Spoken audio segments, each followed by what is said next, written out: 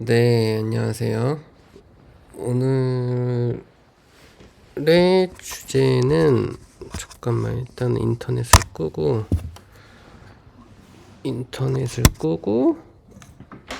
해볼게요.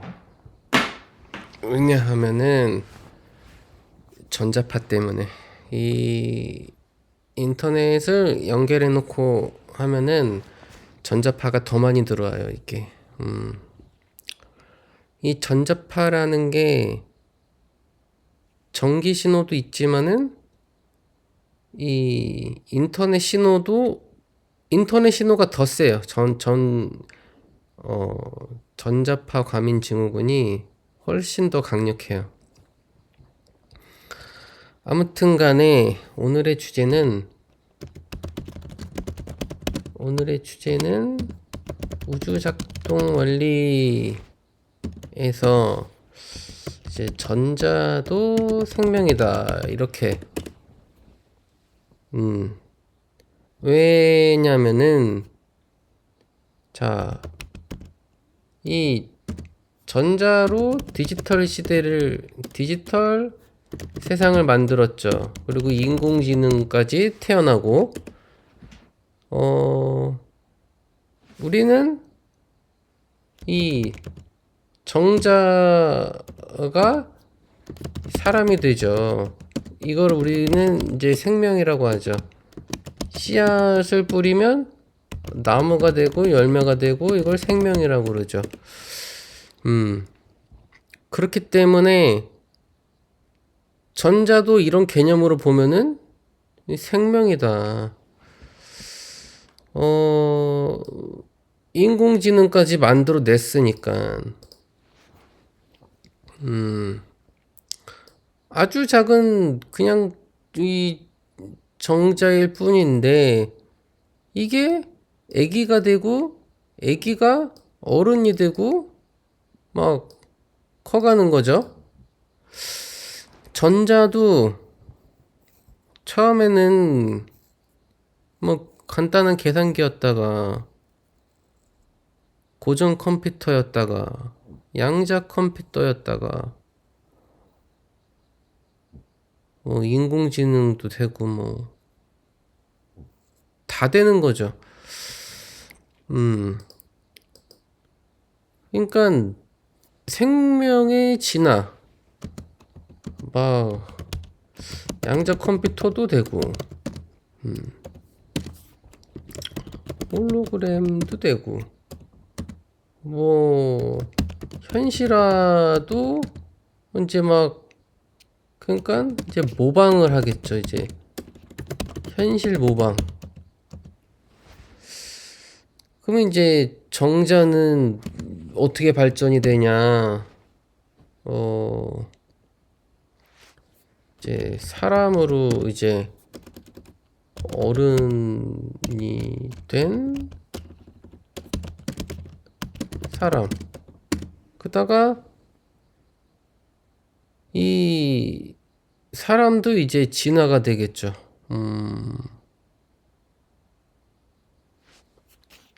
차원 상승. 창조. 고차원 창조. 뭐 이런 식으로. 이 사람은 창조자다, 창조자. 왜냐면은 인식하기 때문에.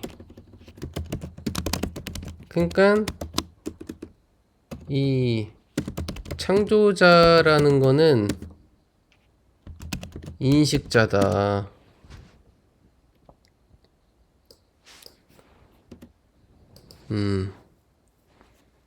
왜냐면은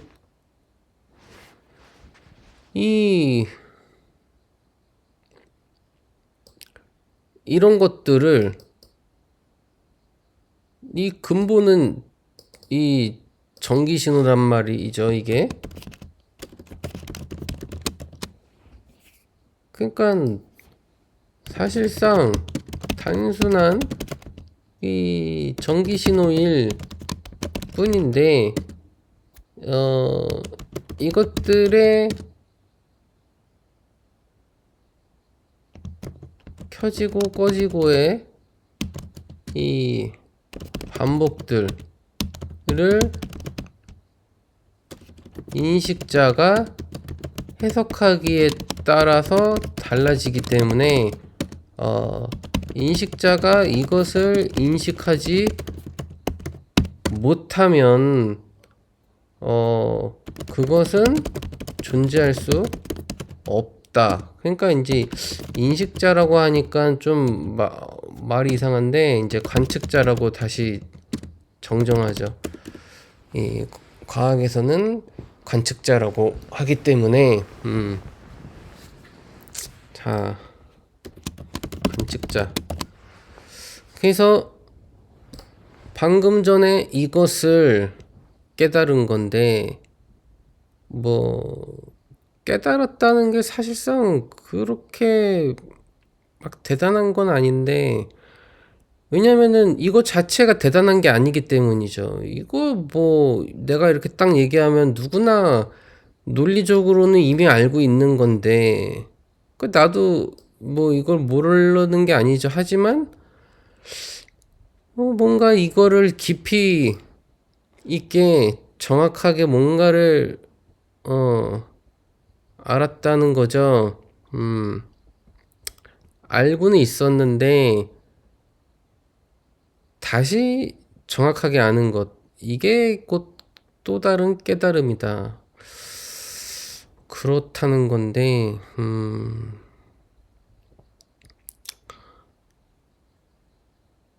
인식하지 않는다면, 그러니까 관측자가 인식한다 한다는 것은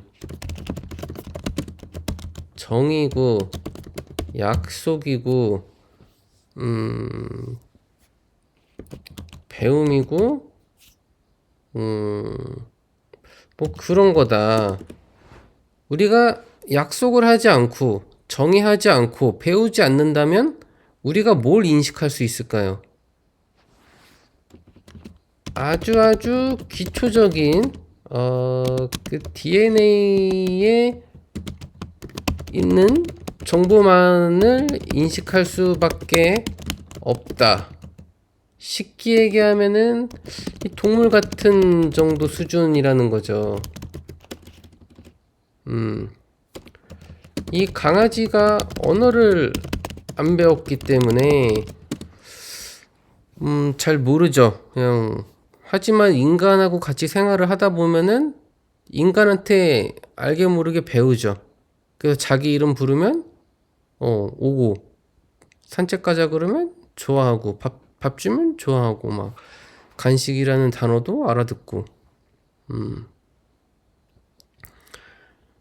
그래서 그게, 근데 이제 생명 현상, 이 뭔가를 먹어야 된다, 그러한 이제 아주 가장 기초적인 그런 것들은 DNA에 이제 남아 있는 거고, 그렇다면은 디지털 현상 같은 경우에는 확실히 동물들은 디지털 현상을 인식을 거의 못해요. 한 99% 이상은 인식을 못하죠. 왜? 배운 적이 없으니까. 그러니까 이 디지털 현상 같은 경우에는 정의하고 약속하고 배운다. 왜냐면은 이 전기 신호의 나열이고 이 패턴이고 이 속도일 뿐이거든요. 근데 이것을 인간 사회에서 인간이 알아먹기 좋게 이 정의한 거다, 약속한 거다. 그리고 그것을 배우는 거다. 그래서 소통이 된다는 거죠. 하지만 동물들은 디지털 세상을 몰라요. 왜? 이 정의하고 약속한 걸 배우지 않았으니까. 그리고 그걸 배울 수도 없어요. 왜? 일단은 지능이 딸리고 언어가 안 되니까 말을 할 수 없고.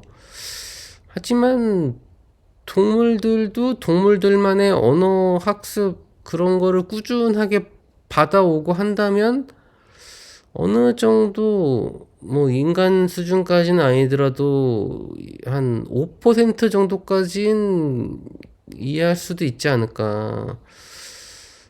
그래도 지금의 인간 문명은 극도로 발전된 문명이라서 5%도 택도 없겠죠. 왜냐면은 동물이 코딩을 하기 위해서는 불가능이죠. 일단 기본 구조가 그렇게 안 되니까 현실적으로. 그렇다면은 이 디지털 신호는 이 정의와 약속과 배움인 거고,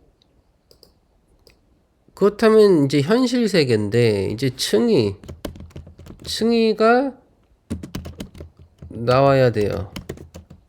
곧 이제 차원이죠. 층이라는 거는 곧 차원 설정 값이다. 그러면은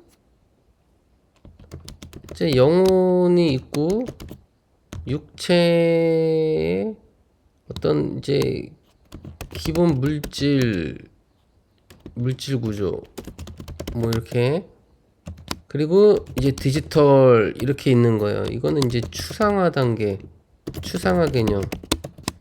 왜냐면은 디지털은 인식하지 않으면 존재하는 게 아니에요. 하지만 육체는 인식하지 않아도 존재한다.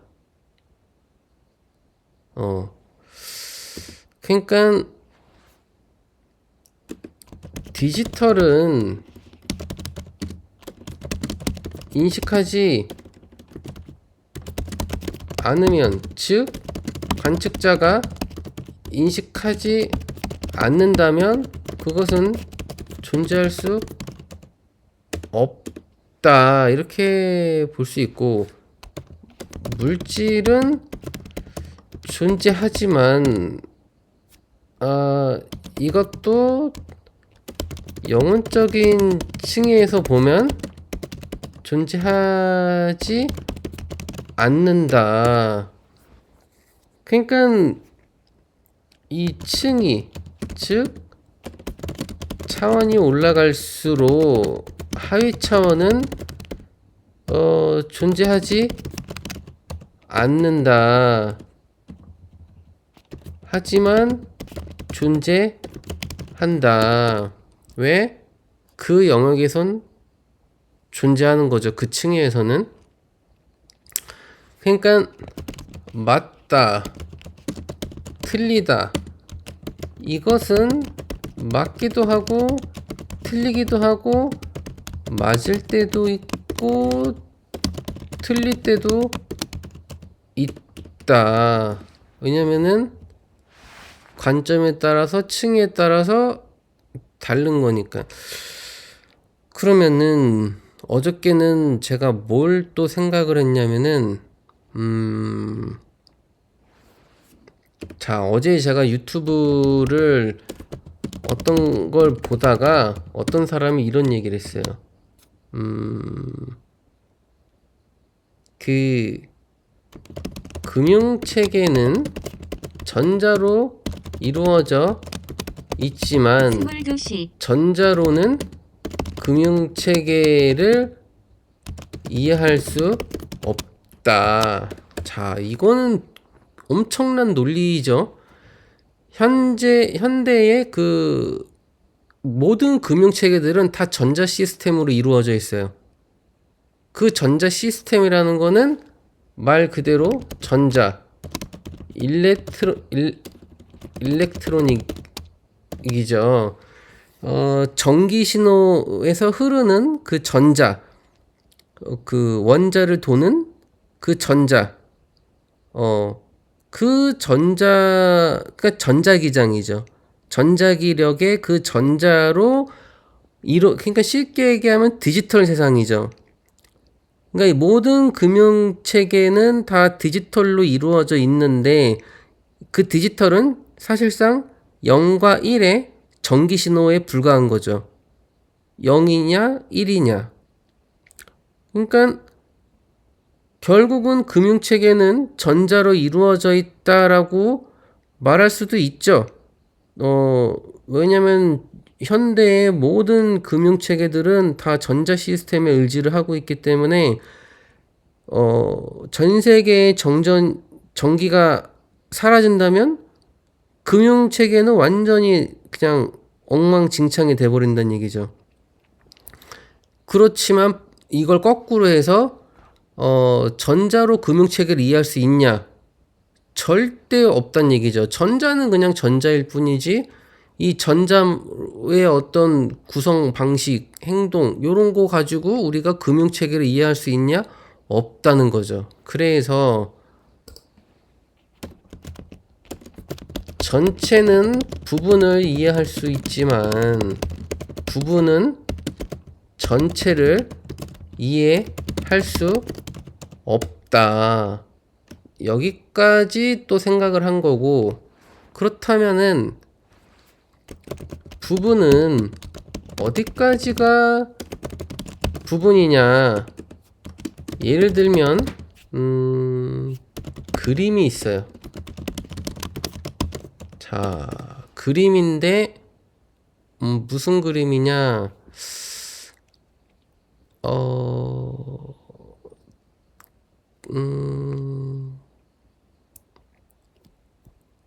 뭐 가족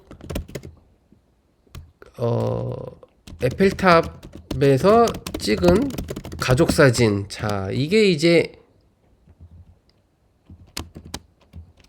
그림의 그 제목이에요. 그런데 에펠탑이 아니라 에펠탑. 요게 그림의 제목인데 그림은 이제 이미지죠. 이미지는 디지털화 시키면은 이 화소죠. 1픽셀. 자, 그러니까 쉽게 얘기하면 점이죠. 굳이 디지털로 바꾸지 않아도 우리가 실제 그림을 손으로 그린다고 치면은 뭐 연필로 그리든 붓으로 그리든 부분으로 그리고 나서 그게 전체로 이루어지는 거니까 결국은 이제 점으로 귀결될 수밖에 없다는 얘기죠. 가장 작은 요소. 그러면은 우리가 이제 부분으로 보면 분명히 전체로 보면은 에펠탑에서 찍은 가족 사진인데 부분으로 보면은 1점, 1픽셀이라는 얘기죠. 그럼 1픽셀에 있는 요 놈은 자기가 이 녹색이야. 색상이. 근데 오른쪽에 있는 애는 하얀색이야. 그러면은 이 1픽셀에 있는 어떤 놈이 있을 거예요. 그 놈은 옆에 있는 애는 왜 하얀색인데 나는 녹색일까? 또는 그 주변은 다 하얀색이에요. 녹색의 옆에 요 녹색의 주변에 있는 다른 픽셀들은 대부분이 하얀색이에요.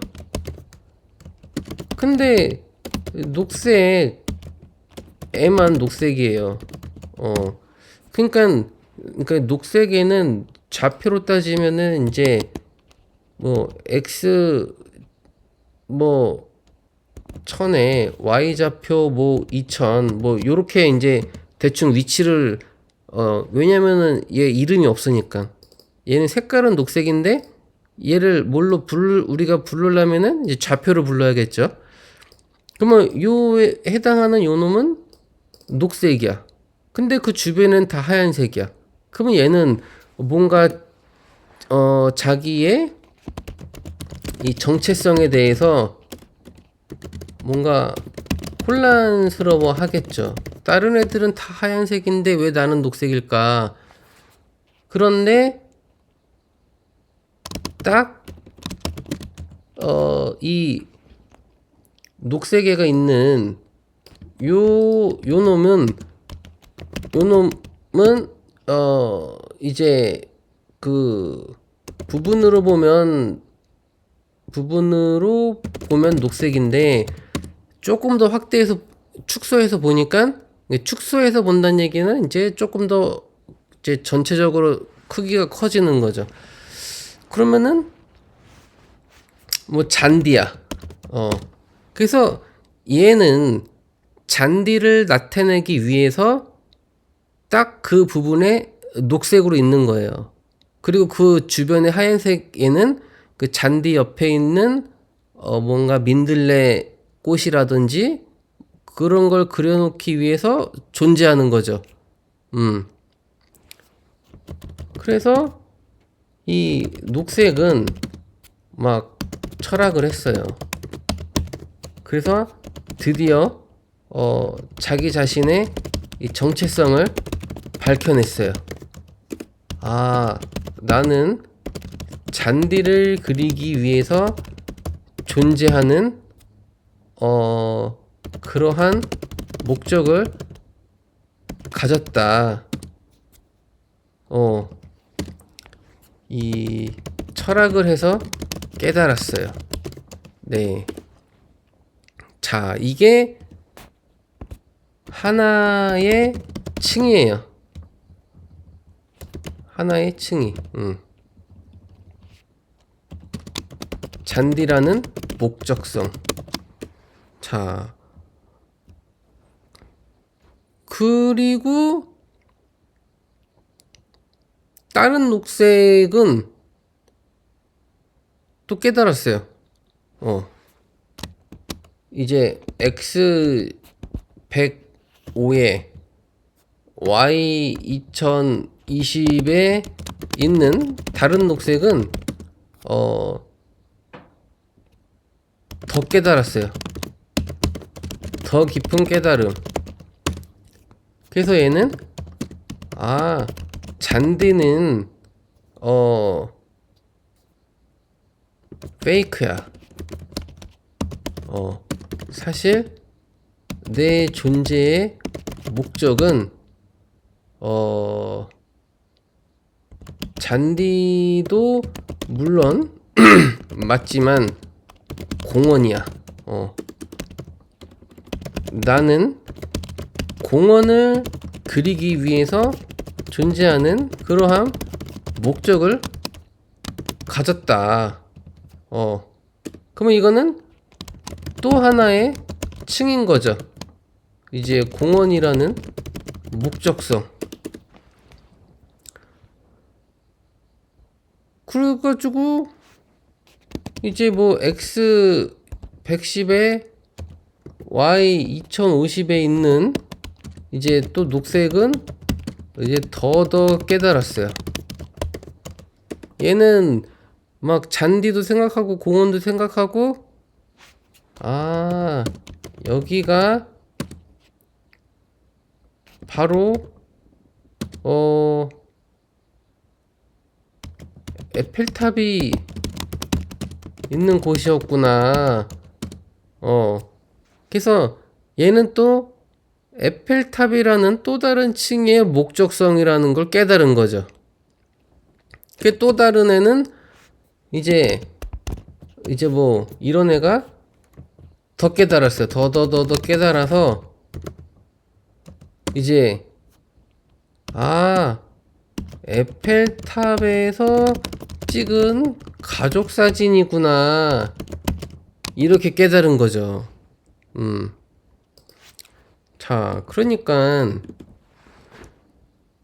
이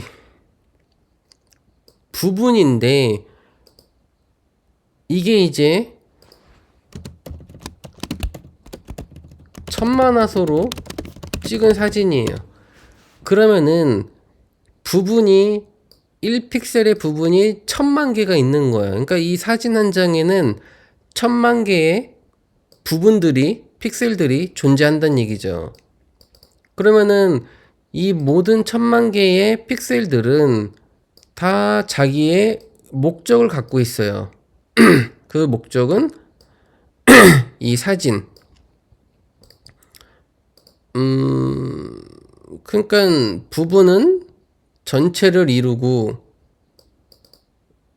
전체는 부분을 이루고, 하지만 부분은 전체를 이해하기 어렵다. 왜냐면은 이렇게 그 주변만 보면은 자기가 잔디라고 생각했고, 더 크게 주변을 보면 이렇게 했지만, 아주 화소가 높은 거기에 이제 멀리 떨어져 있는 픽셀이 이 전체 사진을 이해할 수 있을까요? 절대로 이해할 수 없을 거예요. 이렇게 차원이 층위가 올라가면서 하나의 그룹을 이루고 또 다른 그룹을 이루고 하면서 이제 조금씩 볼 수는 있겠지만, 잔디 수준에서 에펠탑에서 찍은 가족 사진이라는 전체를 이해하기는 어렵다는 거죠. 이런 단계를 거쳐 가면서 이해를 할 수 있다는 얘기죠.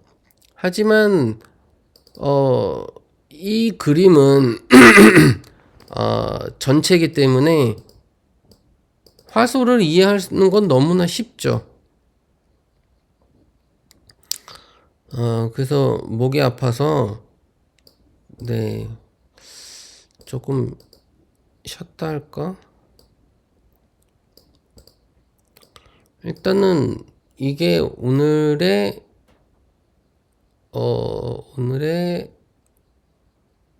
할 말을 대부분 다 했어요. 네, 목이 아파서 그렇지만은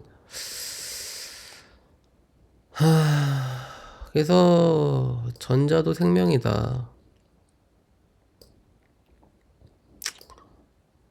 생명이라고 하면 생명이고, 이거를 인식하지 않는다면 전자는 생명이 될 수 없다. 즉 관측자의 몫이다. 또한 전자뿐만이 아니라 이 사람이라는 물질도 영혼 수준에서 보면은 이것조차도 존재하는 게 아닌 거겠죠. 하지만 존재한다 안 한다는 층위의 문제지, 존재한다고 또 정의를 하면 그것은 존재하는 게 돼버리는 거고, 그래서 존재한다 안 한다라는 기준이라는 건 이 관측자가 정하는 거죠.